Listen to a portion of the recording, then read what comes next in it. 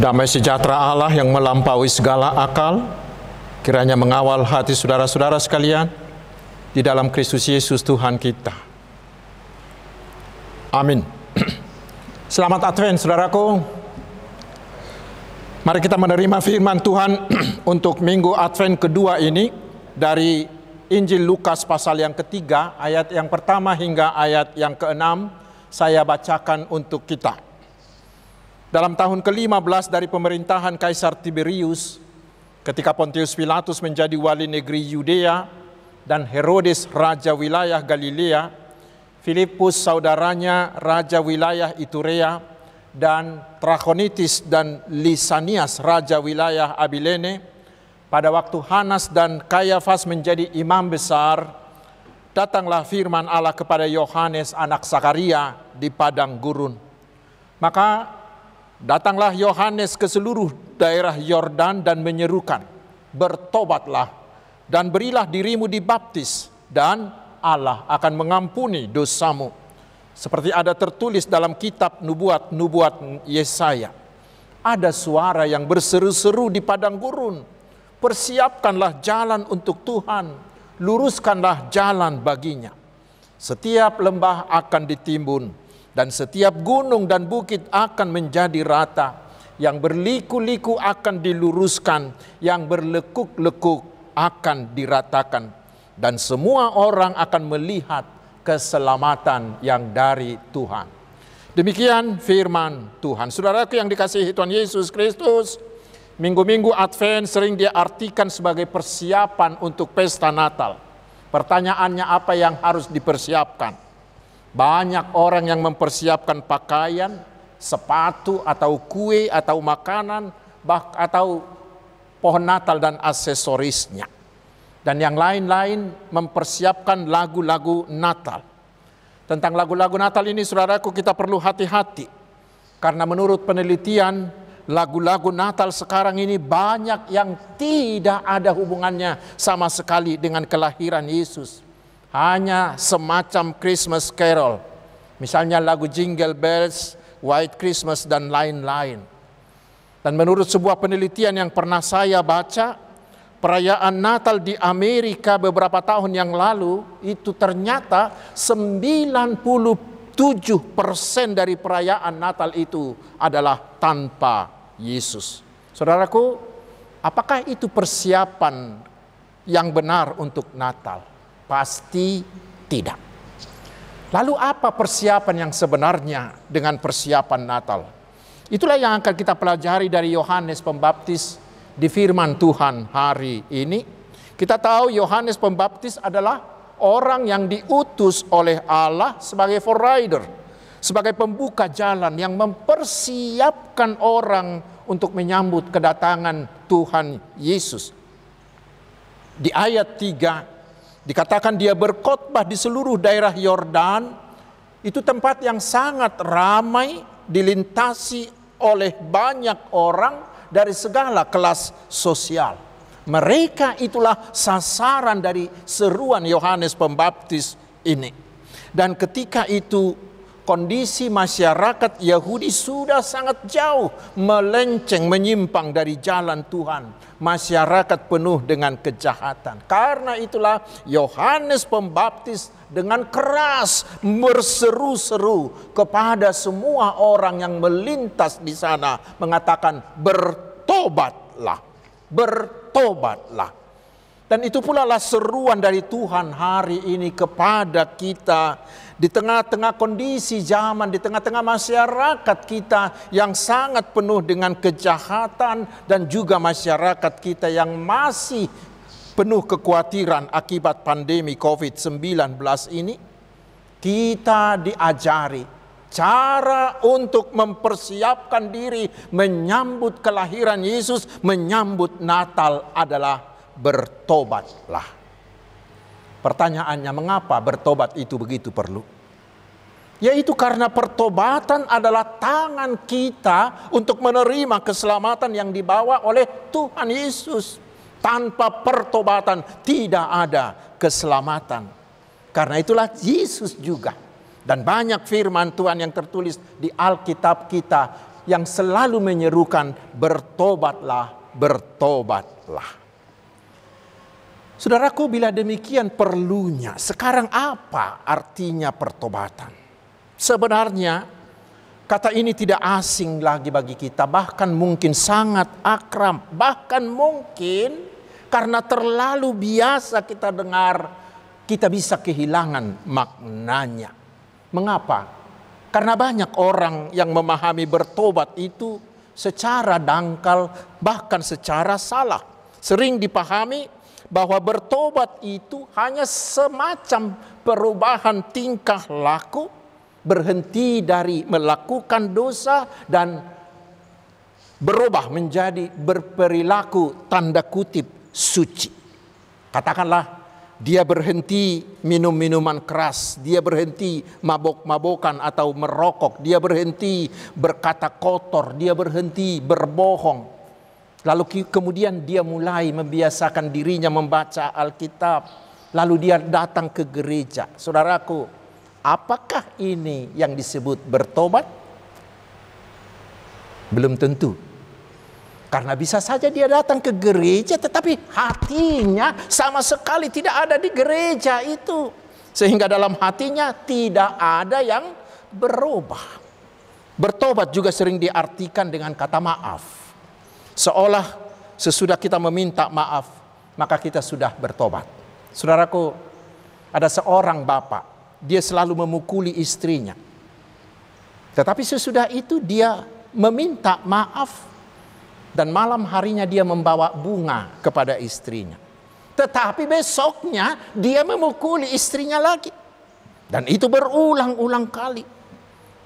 Apakah ketika meminta maaf dan membawa bunga kepada istrinya itu, apakah si suami itu sudah bisa disebut bertobat? Saudaraku, sama sekali tidak. Ada yang mengatakan begini, mengubah perilaku tanpa pertobatan sejati itu hanyalah ibarat muka yang jelek tetapi diberi hiasan make up. Ibarat memberi lipstik ke wajah anjing bulldog. Itu bukan pertobatan, tetapi itu adalah kemunafikan, bukan? Ada juga yang mengartikan bertobat dengan menyesal. Kita kasih contoh. Si murid A menyontek ketika ujian dan dia tertangkap basah. Kepada gurunya dia sangat-sangat menyesal karena dia tertangkap. Tetapi pada ujian berikutnya dia tetap menyontek, tetapi dengan modus yang lebih canggih. Apakah itu bertobat? Bukan. Tetapi dia berbeda dengan si murid B. Suatu kali si B ini menyontek. Benar tidak ada yang tahu bahwa dia menyontek. Tetapi hati nuraninya terus menghukum dia. Lalu dia mendatangi gurunya menyesal dan mengaku bahwa dia menyontek. Lalu sesudah itu dia sangat benci dengan perbuatan menyontek itu. Saudaraku, itulah yang bertobat. Ada yang mengatakan sorga akan dipenuhi orang yang benar-benar bertobat. Tetapi neraka akan dipenuhi oleh orang-orang yang selalu menyesal. Saat kita menyesal karena kita melakukan kejahatan atau karena tertangkap basah sesudah berbuat salah, itu hanya sebuah perasaan dan itu hanya sebuah kosmetik rohani saja. Tetapi pertobatan yang sejati itu terjadi di lubuk hati kita yang terdalam. Dan itu membuahkan pertobatan yang nyata dalam perbuatan kita. Kalau anak-anak muda sekarang, mereka sangat akrab dengan istilah resolusi. Terutama nanti di tahun baru semua anak-anak muda bikin resolusi, bukan? Resolusi itu tekad untuk mengubah kesalahan di tahun yang lama dan mau membuka lembaran baru di tahun yang baru. Saudaraku, itu bukanlah pertobatan.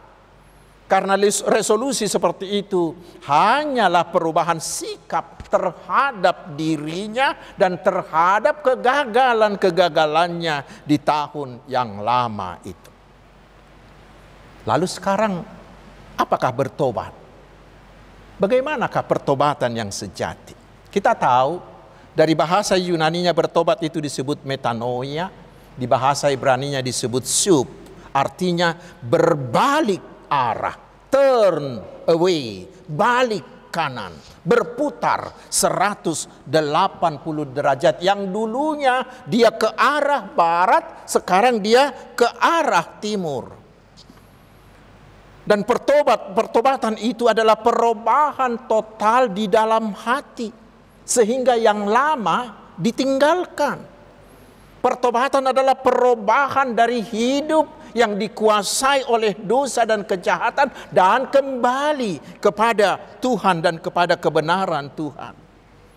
Dan perubahan itu terutama bukan dalam perilaku, tetapi di dalam hati, di dalam akal budi.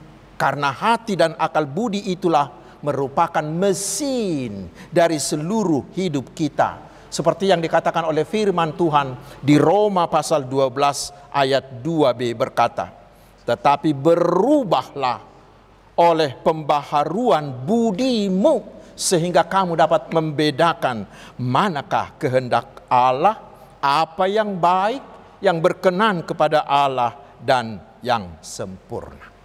Karena itu saudaraku, pertobatan itu berhubungan erat sekali dengan iman, tidak bisa dipisahkan dengan iman. Mengapa? Karena pertobatan terjadi hanya bila kita mengenal dosa-dosa kita, lalu kita menyesali dosa-dosa tersebut karena kita mengetahui dari akibat, bahwa akibat dosa-dosa itu kita akan terpisah dari Allah. Setelah menyesal, kita mau datang memohon ampun kepada Allah. Dan setelah itu kita mau menerima Tuhan Yesus menjadi Tuhan dan Juru Selamat kita. Kita mau percaya bahwa Yesus benar-benar mau menghapus dosa-dosa kita itu. Dan setelah itu kita membenci dosa-dosa itu dan tidak mau mengulanginya lagi, tetapi kita semakin berkomitmen untuk melakukan kehendak Allah, melakukan firman Tuhan Yesus. Itulah pertobatan yang sejati. Karena itu bertobat juga bersangkut paut dengan siapa penguasa hidup kita. Yang sebelumnya hati ini dikuasai oleh si iblis dan si dosa, tetapi setelah kita bertobat, itu berubah. Hati kita dikuasai oleh Roh Tuhan Yesus kita. Saudaraku yang dikasihi Tuhan Yesus Kristus, pertobatan juga bersangkut paut dengan arah dan jalan hidup. Yang dahulu kita menuruti jalan iblis menuju maut, sekarang kita berubah menjadi menuruti jalan Allah yang membawa kita kepada hidup yang kekal. Kita berpaling dari arah dosa menjadi ke arah Allah. Itulah pertobatan. Karena itulah pertobatan adalah salah satu proses dari lahir baru. Yang dahulunya lahir dan hidup dikuasai oleh dosa, tetapi kemudian kita menyesalinya, kemudian kita menerima Tuhan Yesus, selanjutnya kita memberi diri kita dilahirkan kembali oleh Roh Kudus Tuhan, sehingga pemilik dan penguasa hidup kita hanyalah Tuhan Yesus, dan hidup kita hanyalah menuruti tuntunan Roh Kudus. Itulah pertobatan yang sejati. Saudara yang dikasihi Tuhan Yesus Kristus, mungkin muncul pertanyaan lain. Apakah seorang yang sudah bertobat tidak lagi melakukan dosa? Apakah seorang yang bertobat berarti tidak lagi melakukan dosa? Oh bukan saudaraku. Masih tetap melakukan dosa, karena kita ini dan dia juga adalah tetap manusia. Lalu apa bedanya? Apa bedanya? Bedanya adalah dosa itu bagi seorang yang sudah bertobat, dosa itu tidak lagi menjadi kebiasaan, tidak lagi menjadi habitusnya. Tetapi ketika dia berdosa, dia langsung mengaku dosa-dosa itu kepada Tuhan Yesus dan meninggalkan dosa-dosa itu. Lalu mungkin pertanyaan berikutnya adalah bagaimana pertobatan itu terjadi?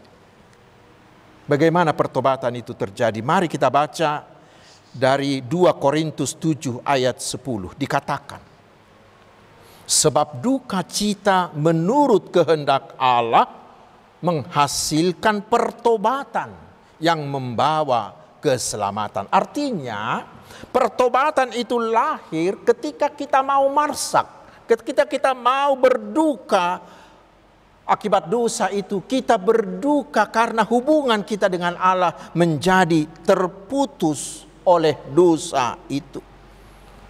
Bertobat terjadi ketika kita merasa berduka karena hidup di dalam dosa itu membuat hidup kita penuh dengan penderitaan.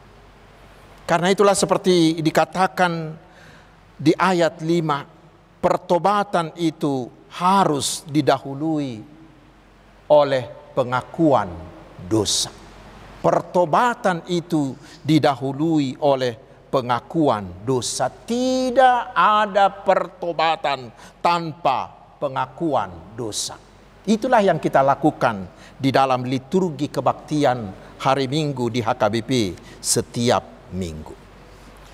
Sekarang yang berikutnya, saudaraku, kepada siapa kita harus mengaku dosa? Kepada siapa? Ada seorang ahli perjanjian baru bernama William Barclay. Dia mengatakan kita harus mengaku dosa kepada 3 oknum yang berbeda. Siapakah mereka? Yang pertama, mengaku dosa kepada diri kita sendiri. Mengapa ini perlu? Karena kita ini sering hanya melihat kebaikan kita. Holan daul ini diritaido tapa bereng-bereng. Padahal cobalah kita bercermin. Takat camajo dirita. Maka kita akan tahu, akan melihat siapakah diri kita. Kita adalah orang yang penuh dengan dosa. Kita adalah orang yang penuh dengan kejahatan. Itulah yang harus kita topoti, yang harus kita akui. Pertobatan itu dimulai dari pengenalan akan dosa kita sendiri.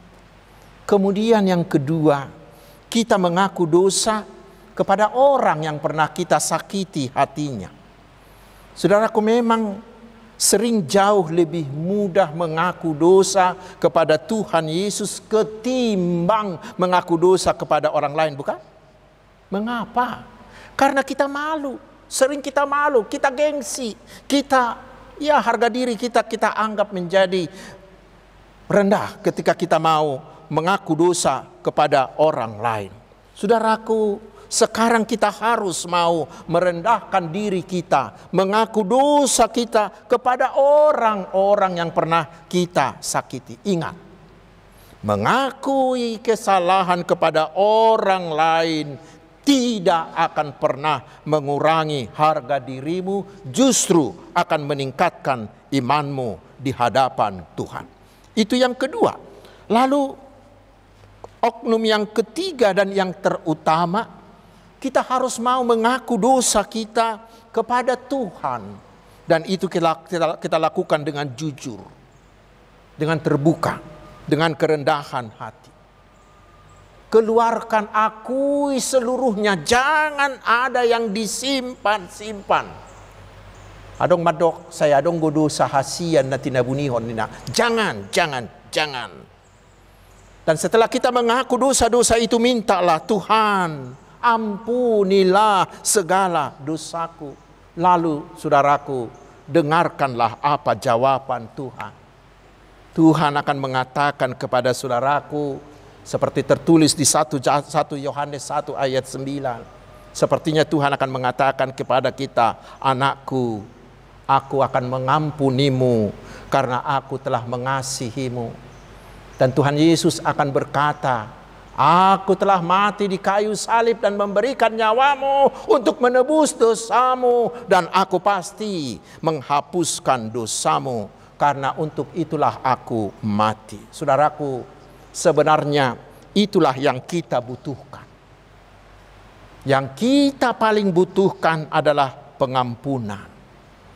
Kepastian akan keampunan dosa dari Tuhan Yesus itulah yang membuat hidup kita bisa menjadi tenang, hidup kita menjadi penuh kedamaian. Karena itulah orang-orang yang bertobat itu hatinya selalu tenang, hatinya selalu penuh damai, sehingga hidupnya itu selalu diliputi oleh sukacita. Tetapi lihat apa yang terjadi bagi orang-orang yang tidak mau bertobat. Lihat hidup mereka. Hidup mereka selalu gelisah, selalu dikejar bayangan, penuh dengan ketakutan, bahkan sampai depresi. Tentang ini nanti baca di Mazmur 32 ayat 2 hingga ayat yang ketiga. Karena itu saudaraku, mari tanya diri kita masing-masing. Di minggu Advent yang kedua ini mari tanya, apakah kita sudah cukup mempersiapkan diri untuk menyambut kelahiran Yesus di dalam hidup kita? Mungkin beberapa pertanyaan ini bisa membantu kita untuk mengecek, untuk mendiagnosa iman kita sendiri. Yang pertama, siapakah yang saudara beri tempat untuk berkuasa di dalam hati dan di dalam seluruh hidupmu? Hartakah, popularitaskah, kemewahankah? Ingat saudaraku, Yesus yang lahir itu menunggu hatimu bisa menjadi palungan kelahirannya. Yang kedua, pertanyaannya, kemanakah arah? Kemanakah tujuan hidupmu selama ini? Mengumpulkan hartakah, mengumpulkan kekayaankah, mencari nikmat duniakah? Hari ini mari berbaliklah kepada Tuhan dan berjalanlah di jalan Tuhan. Pertanyaan yang ketiga, mari diagnosa dirimu. Masih adakah dosa-dosa yang saudara belum selesaikan kepada Tuhan, kepada orang lain, dan kepada dirimu sendiri? Masih adakah dendam? Masih adakah rasa sakit hatimu kepada orang lain yang belum saudara ampuni?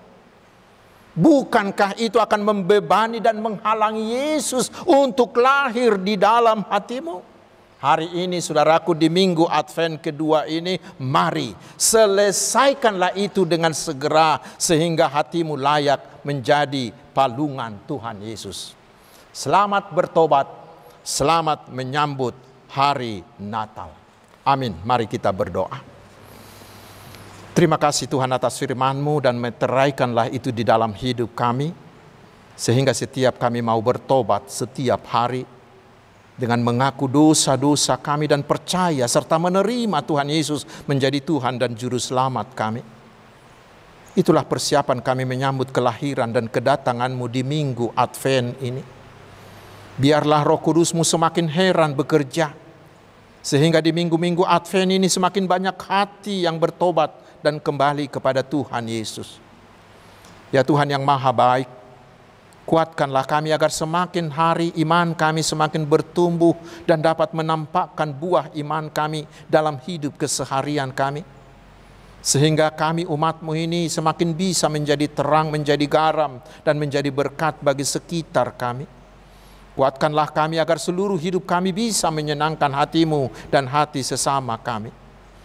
Ya Tuhan, berkatilah kami umat-Mu ini dengan segala berkat jasmani dan rohani yang berkelimpahan. Karena Engkaulah Allah yang Maha Kuasa dan Maha Pengasih. Biarlah kuasa-Mu selalu menyertai kami, sehingga penyakit kami Engkau sembuhkan, hati yang bersedih Engkau hiburkan, yang mengalami pergumulan menjadi dikuatkan, dan hati yang lemah semakin dikokohkan. Kami memohon Tuhan, biarlah virus COVID ini semakin hilang dari antara kami, sehingga kami bisa hidup normal seperti sedia kala. Berilah hikmat-Mu bagi pemerintah dan semua pihak, agar pemulihan ekonomi bangsa ini bisa segera terwujud dan kesejahteraan kami semakin meningkat. Berkatilah seluruh gereja-Mu, sehingga semakin berkuasa menyebarkan berita Injil-Mu dan kerajaan-Mu semakin meluas. Terima kasih Bapa yang Maha Tinggi dan Maha Mulia. Hanya di dalam nama Tuhan Yesus kami berdoa dan bersyukur. Amin.